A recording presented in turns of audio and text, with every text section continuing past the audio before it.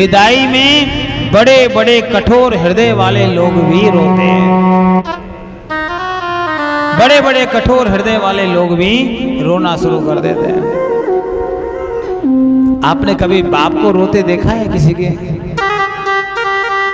बेटे का जो बाप होता है ना, विदाई होती है ना मेरी माँ, उससे 5 दिन पहले से रोना शुरू कर देता है। किसी को दिखता नहीं है, कोने में छुप के रोता है, तौलिए को मुंह दबा के रोता है, खम्भे के सर लगा के रोता है। अरे जो बेटी मेरे को ऐसे लगती थी कि माँ के समान मेरी सेवा करती थी, जब मैं बाहर से आता था तो उस समय मेरे को जल पिलाती थी, मेरे स्नान करने से पहले मेरे कपड़े देती थी, मेरे को कोई भी सेवा की जरूरत पड़ती तुरंत सामने खड़ी कपड़े पहनाती थी महाराज, जैसे माँ कपड़े प्रेस करके देती है। बहुत सेवा करती थी, लेकिन आज वो मेरे को छोड़ के चली जाएगी। रोना शुरू कर देता है। कठोर से कठोर पिता भी, कठोर से कठोर बाप भी रोना शुरू कर देता है। किसमें? बेटी की विदाई में महाराज। ये जो बेटी की विदाई होती है बहुत मुश्किल समय होता है। और महाराज बेटियां भी आप देखिएगा, जब शादी होती है ना तो महाराज अपने घर की तरफ देखती हैं, मन में सोचते थे, ये आज तक मेरा घर था, ये मेरा कमरा था, ये मेरी अलमारी, ये मेरे बिस्तर, ये मेरे कपड़े, ये मेरी माँ, ये चाची, ये ताई, ये भाभी, ये सब अब ये पराये हो जाएंगे। क्या हो जाएंगे? पार्वती मैया देख रही हैं, ये माँ बाप को छोड़ करके मैं जा रही हूँ, जिन्होंने मुझे पालन पोषण किया, जिन्होंने चलना सिखाया, हाँ, इनको छोड़ करके मैं कैसे जा पाऊंगी? पार्वती मैया का हृदय मानो ऐसे हो रहा है कि महाराज आज हिमाचल जो पहाड़ है, क्या है? पत्थर है। उस पत्थर जैसे हिमाचल को भी जो दिल था वो महाराज मचल गया, रोने लगा, व्याकुल हो गया कि मेरी बेटी मुझे छोड़ करके जा रही है। हाँ? बेटी मुझे छोड़ करके जा रही है, बेटी मुझे छोड़ करके जा रही है महाराज। और प्यारे बाबा जो भोलेनाथ हैं वो खड़े हैं, कहते पार्वती चलो ना, लेकिन जाने का मन नहीं हो रहा। मैं ना फूट फूट करके रो रही है, कह रही कि लाली साथ में रही और रहने के बाद में आज हमें पराया करके चली जा रही है। और माता बात भी सही है, शादी के बाद में बेटी जब अपने मायके जाती है दोबारा, कैसा लगता है? हम अपने घर नहीं आए, दूसरे घर में आए हैं। माता जी से पूछना पड़ता है कि मेरे कपड़े कहाँ रखे, माता जी से पूछना पड़ता है कि मैं किस कमरे में सोऊंगी। अब शादी से पहले, हाँ, शादी से पहले वही कमरा अपना होता था। आज मम्मी से पूछती है, माँ मेरा कमरा किस कमरे में मुझे सोना है? बोलो ना भाई। माँ कहती बेटा मेरे पास में सो जा। क्यों? क्योंकि वो पराया हो जाता है। और भैया मैंने तो बहुत सारी जगह देखा है, माँ के बारे में कोई कुछ भी कह दे, बेटी सह लेती है, लेकिन पिता के बारे में कोई बोल दे ना तो महाराज वो बेटी सहती नहीं है। ऐसा कई बार सासू होती हैं, वो ताइने मारती हैं, माँ के बारे में बोलेंगी तो सब सह लेती है, लेकिन जो बोला पिता के बारे में तो महाराज तुरंत तड़क के गुस्से में आ जाती है। मेरे पिताजी ने तुम्हारा क्या बिगाड़ा? मेरे पिताजी को आप ऐसे मत बोलो, मेरे पिताजी बहुत अच्छे हैं, मेरे पिताजी ने मेरे लिए बहुत कुछ किया, जो उनके पास था सब कुछ उन्होंने लगा दिया। यही तो पिता और बेटी का रिश्ता होता है महाराज। पिता और बेटी का रिश्ता ऐसा रिश्ता होता है, इस भारत भूमि में इस देवी देवताओं के बीच में किसी का रिश्ता नहीं हो सकता है। पार्वती मैया जा रही है हिमाचल, पार्वती को गले से लगा करके, हृदय से लगा करके कहते हैं, लाली तू जा तो रही है, लेकिन कोई संकट आवे तो हमको जरूर याद करना, हाँ? कोई विपत्ति आवे तो हमको बता देना। कोई समस्या आप देखिए ना, बेटी कई बार होता है ना कि बेटी कभी बार पिताजी से कई समस्याएं कहती नहीं है, डर के मारे मेरा पिताजी दुखी हो जाएगा। कई बार बेटी जो होती है अपने आप सह लेती है, लेकिन अपने पिताजी को वो दुखी नहीं करना चाहते हैं। पार्वती मैया कहती बाबा आप चिंता मत करो, बाबा भोलेनाथ है ना, ये हमको अच्छे से रखेंगे। हिमाचल कहता है बेटा इसके पास में कुछ भी नहीं है, तेने क्या देखा इसके पास? लेकिन तेरे को कोई दिक्कत आवे तो मेरे को बोल देना, मैं पहाड़ों का राजा हूं। कौन हूं? मैं पहाड़ों का राजा हूं, तेरे लिए महल बनवा दूंगा। क्या कर दूंगा? तेरे को कमरा नहीं है तो मैं कमरा बनवा दूंगा। तेरे को कोई किसी और चीज की जरूरत पड़े तो मेरे को बोलना। मैंने देखा है माँ, कई बहनों के हमारे यहाँ शराब बहुत पीते हैं लोग। पीते कि नहीं पीते? हाँ, दूल्हा जब देखना जाते हैं ना लड़का, तो कोई बताता नहीं कि मेरा बेटा शराब पीता है। बाद में मालूम पड़ता है कि हमारा शराब पी के लीवर खराब हो गया, और लीवर खराब होके वो मर गया। बेटी विधवा हो जाती है, और जब विधवा होती है तो सबसे ज्यादा दुख केवल ना केवल पिता को होता है। पिता कहता है बेटा तू चिंता मत कर, तेरा बाप जिंदा है अभी। क्या कहता है? तेरा बाप जिंदा है, बोलना क्या करना है। मैंने देखा था एक पिताजी अपने बेटी के जमाई मरने के बाद में वो माँ बाप भी उसकी बेटी के पास रहने लगे। बताओ, अपने बेटा को छोड़ दिया, मकान बना के दिया। लाली तो चिंता ना कर, तू कहे तो तेरे दूसरों शादी कर। नहीं बाबा बच्चे हैं, अब मैं दूसरा विवाह नहीं करूंगी। जीवन भर साथ देता है, जीवन भर साथ देता है महाराज। आज पार्वती मैया की विदाई हो रही है, और विदाई में महाराज हिमाचल राज, मैना मैया, सखी सहेली महाराज चारों तरफ से कुटुंब परिवार रिश्तेदार लोग सभी विदाई दे रहे हैं। और महाराज विदाई में बाबा भोलेनाथ नंदी पर बैठे हैं। अब प्यारे देखो बाबा भी कैसे हैं महाराज। बाबा ने जब देखा कि पार्वती रो रही है तो भोलेनाथ खुद रोने लग गया। प्यार हो तो ऐसा हो भाई देवी रो रही है तो कई दूल्हे होते हैं, हमने देखा है दुल्हन रो रही होती दूल्हे रोना शुरू कर देता है। कईयों का प्यार ऐसे ही होता है सर। और प्रेम इतना ही करना चाहिए कि जिसकी साथ में हमारा विवाह हो वो अपने माँ बाप को भी भूल जाए। आपके प्रेम में इतना प्रेम किसी महाराज अपनी पत्नी को करना चाहिए। क्या करना चाहिए? इतना प्रेम करो कि अपने माँ बाप को भी भूल जाए, उससे भी ज्यादा प्यार दो महाराज। पार्वती मैया रो रही थी, बाबा भी रोने लग गया। बाबा के आंखों से आंसू निकलना शुरू हुआ। बाबा के जैसे ही आंसू निकलना शुरू हुआ, भगवान श्री विष्णु ने हाथ लगा लिया। बाबा ये आंसू मत निकालो, ये धरती समा जाएगी, आपकी आंसुओं को नहीं झेल पाएगी। आपके आंसू नहीं है, ये बहार इतना भयंकर है कि इसे कोई झेल नहीं पाएगा। आप जैसा देवों का देव, कालों का काल, महाकाल, आपकी आंखों से आंसू निकलेगा तो कैसा होगा? ये रुद्राक्ष जो बना है ना, भोलेनाथ की आंखों के आंसू से ही बना है। बाबा ने रोना, बड़ा भयानक वो दृश्य महाराज। वो इतना चारों तरफ लोग प्यारे मैया की विदाई हो रही है, और विदाई हुई बाबा नंदी पे बैठे। नंदी पे बैठे तो बाबा ने सोचा पार्वती रोएगी और मेरे से देखा नहीं जाएगा। बाबा उल्टा बैठ गया नंदी पे। देवी मैं आगे मुंह नहीं करूंगा, पीछे मुंह करके चलेंगे आप, तू देखती चलना, तेरा घर दिखता रहेगा। पार्वती मैया और भोलेनाथ नंदी पे, कोई आगे बैठता है, ये पीछे बैठे घूम के महाराज उल्टा मुंह करके बैठ गए और कहा पार्वती तू हमको देख, हम तुझे देखेंगे। महाराज पार्वती मैया बैठी और भगवान श्री विष्णु ने कहा बाबा मेरा रथ ले लो।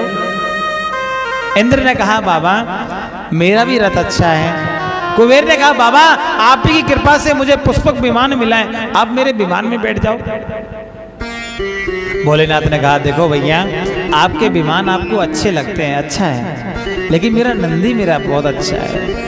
मेरा नंदी कैसा है, आज आप विमान दे दोगे कल तो मुझे नंदी पे बैठना है। और नंदी मेरा धर्म का रूप है और मैं धर्म को त्याग नहीं सकता। मेरा धर्म है कि मैं जहां हूं जैसे हूं वैसे ही रहूं। मैया को बिठाया, नंदी सर कहने लगे बाबा 1 सेकंड में पहुंचा दूंगा। और महाराज जो नंदी ने दौड़ लगाई, मानो निमिष मात्र में हाजी विंध्याचल से महाराज कहाँ पहुंच गए, कैलाश पर भगवान भोलेनाथ पहुंच गए। और कैलाश पर पहुंचे और कहा देवी ये हमारा स्थान है। पार्वती मैया ऐसे देखे कहा, चारों तरफ पहाड़ी पहाड़। उनका देवी ये पर्वत श्रृंखला जो दिख रही है आपको कई 1000 किलोमीटर दूर की, ये पर्वत श्रृंखला हमारी 4 दीवारी है। और जहां आप खड़ी हो ना ये हमारा महल है। पार्वती ने कहा महाराज कैसे रहेंगे ऐसे महल में, बाबा आप थोड़ी देर रुको हम संभालते हैं। बाबा ने कहा ठीक है अपना घर संभालो। और महाराज पार्वती मैया को छोड़ दिया। बाबा समाधि लगा ली और समाधि भी लगी तो महाराज कितनी लंबी समाधि लग गई, हजारों साल निकल गए मेरे भाई बहन, कितने हजारों साल निकल गए, बाबा की समाधि लग गई। पार्वती मैया घर संभालना शुरू हो गया। आंखें खुली भोलेनाथ की तो कई साल निकल चुके थे, सैकड़ों। अब प्यारे जब देखा तो पार्वती मैया, अच्छा आज की घरवाली होती तो क्या करती बोलो, हाँ किसी का शादी हो जाए बोलो ना, और शादी के बाद दूल्हा कहे कि देखो देवी आप अपना घर संभालो हम 1 साल में वापस आएंगे, बोलो ना देवी जी घर में मिलेगी। देवी जी कहेगी भैया ब्याह क्यों करो जब तुमको जाना ही आता तो। महाराज जाने नहीं देंगे, अब तो इधर ही रहना पड़ेगा। क्या मैंने तो देखा हरियाणा में तो कितने अच्छे लोग होते हैं, शादी के चक्कर में नौकरी भी छोड़ देते हैं। हाँ एक व्यक्ति की रेलवे में नौकरी, शादी हुई, घरवाले से इतना प्यार होगा कि शादी के अगले दिन से नौकरी बंद, सरकारी नौकरी छोड़ दिया बंदे ने। अभी महाराज वो चलाता है स्कूल का, वो होता है ना बस, वो चला रहा है। पप्पू शादी के बाद तनख्वाह मिलती थी 85,000। लड़की के पिताजी ने देखा सरकारी नौकर है, उसको क्या पता ये किसका नौकर बनेगा। अब बोलो ना महाराज जीवन का मालूम नहीं होता, इतना प्यार मत करो। विवाह संस्कार होता है गृहस्थ को आगे बढ़ाने का, ऐसा नहीं कि उसी में रम जाओ, नहीं रमना चाहिए। शादी के 1 दिन 2 दिन 5 दिन 10 दिन 15 20 दिन 6 महीने बाद में क्या होता है बोलो ना। पहले दिन हमारा शादी हुई, देवी जी कहती हैं हाँ जी, देवता कहता है नौकरी पे चला जाऊं, नहीं इधर ही रहो, हमारा कौन है। दूसरे दिन कहता है आप चला जा, नहीं अभी नहीं जाना, आज 5 दिन तक तो बोलो मत। 5 दिन हो गए चला जाऊं, वो कहते हैं अभी 1 2 4 के दिन की छुट्टी, मम्मी पापा से पूछ लो। 10 दिन हो गए, हाँ देवी बोलो क्या करूं। उसने कहा छुट्टी बहुत होगी देख लो। 11वां दिन होता है, देवी जी कहती है छुट्टी हो गई है, चलने का कार्यक्रम रखो। 15 दिन होता है, देवी जी बैग हाथ में देती जाओ, नहीं जा रहा। 15 दिन और निकल गए, देवी धक्के मार के निकाल देती है, इधर ही पड़ा रहता है, हमें क्या खिलाएगा, तू क्या खाएगा, तेरा बाप देके जाएगा कि तेरी माई देके जाएगी, काम पे जा। बच्चों को घर में नहीं रखना चाहिए। आजकल के माँ बाप तो बड़े अच्छे होते हैं महाराज। बालक का शादी होवे तुरंत टिकट बुक गोवा, कश्मीर। अरे भैया हमारे यहाँ कहते थे कि महाराज शादी के बाद में पहले देवी देवताओं का पूजन होना चाहिए, घर में सत्यनारायण की कथा होवे, उसके बाद में महाराज फिर अपना जीवन चालू करो। क्या? लेकिन लड़की का पिता भी बड़ा अच्छा होता है, लगन में ही सारा सामान दे देता है, बेड भी, कूलर भी, फ्रिज भी, एसी भी, सब सेट मिलता है, जाकर कुछ करना ही नहीं है। देवी को भी मालूम होता है कि घर में कितनी दुकान है, कितना अलमारी है, कहाँ सोना रखा, कहाँ चांदी रखी है और कहाँ कहाँ क्या क्या रखा है, सब मालूम हो जाता है। माता जी भी कहती बेटा मेरी बेटी बन के आओ, और बेटी बेटी धीरे धीरे करके कब सास बेटी हो जाती है, बहू माँ बन जाती है, मालूम नहीं पड़ता। आप तो बहुत अच्छी हो मुझे मालूम है, लेकिन याद रखना सास भी कभी बहू थी, बहू भी कभी सास बनेगी। दोनों को ध्यान रखना चाहिए। क्या रखना चाहिए? ना सास को बहू की बुराई करनी चाहिए, ना बहू को बुराई सास की करनी चाहिए। आजकल की सासें भी बड़ी कम नहीं है, पानी पी पी के गाली देती हैं बहुओं को। हाँ, स्वाद ले लेके देती हैं सास। अपनी बेटी को कोई टेंशन हो तो आंसू बहाए, और बहू को महाराज नहीं। आप तो मुझे मालूम है आप जितनी सास बेटी हो सब बहुत अच्छी हो। देखो एक सास तो चल दी है, एक दो गए महाराज। सास सोच रही है बहू ज्यादा शिकायत है तो दिक्कत आ जाएगी महाराज, घर में रहनो भी है। एक माता जी थी वो, देखो बहुत अच्छी बात बता रहा हूँ मैं आपको, सुनो।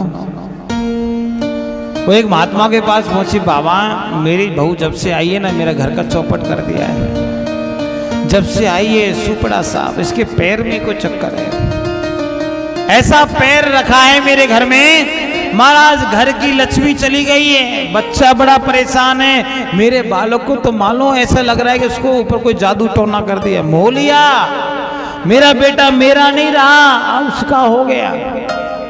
मैंने सुना था कि मेरा बेटी पराई होती है, मेरा तो बेटा ही पराया हो गया। महात्मा कह रहे भैया बात तो बड़ी, माता जी क्या क्या बात है बताओ, पूरा बताओ। उसका महाराज आपको मालूम नहीं है, जब से आई है बहू 8 बजे तो जगती है, हाँ, और यूं कहती है चाय बना के ले आओ। बताओ मेरे बेटे को चाय बनवाती है महाराज, मेरा बेटा चाय बना के पिलावे तब जाके तो उठती है महारानी। और बताओ अब कोई पढ़ने का समय, शादी के बाद कौन पढ़ता है? कहती है महाराज मेरे को पढ़ाओ, मेरे को महाराज बड़ा नौकरी लगना है, वो लेफ्टिनेंट पता नहीं क्या बनेगी। बाबा ने कहा बात तो अच्छा भैया आप और क्या करते? और क्या बताओ महाराज, कभी सीधे मुंह बोलती भी नहीं है मेरे से। बाबा ने पूछा तेरे बेटी नहीं है क्या? वरना बेटी तो ठीक है, बेटी ठीक है मतलब महाराज उनकी शादी कर दी, दामाद भी बड़ा अच्छा मिला है बेचारा। क्या मिला है महाराज? बेटी की तरफ से तो मैं बड़ी सुखी हूँ, बेटी तो मेरी बहुत अच्छी जगह गई है, उसकी तो सास भी ऐसी है कि सुबह महाराज 9 बजे तक सोती रहे, कभी जगाती नहीं है। और महाराज दामाद तो एकदम गाय मिल गया, एकदम गाय मिला है। कैसा दामाद कि महाराज वो कुछ कहती नहीं है, उससे पहले चाय बना के बेड पे ही दे देता है, खुद भी पीता है उसको भी पिलाता है। और 12 आपको मालूम नहीं है मेरी बेटी है ना, मैंने तो 12 पास करके भेजी थी, अभी मेरे दामाद ने उसे हाँ जी BA करवा दिया है, अभी BEd करवा रहा है। ऐसा दामाद मिला है। बाबा कह रहे भैया अच्छा बेटी की तरफ से खुश हो प्रिय, यदि बेटी की तरफ से खुश हो तो बहू की तरफ, हमारा बहू की तरफ से बड़े दुखी है। अच्छा भैया बेटी इतनी प्यारी लगे और बहू इतनी बुरी लगे, ऐसा क्यों?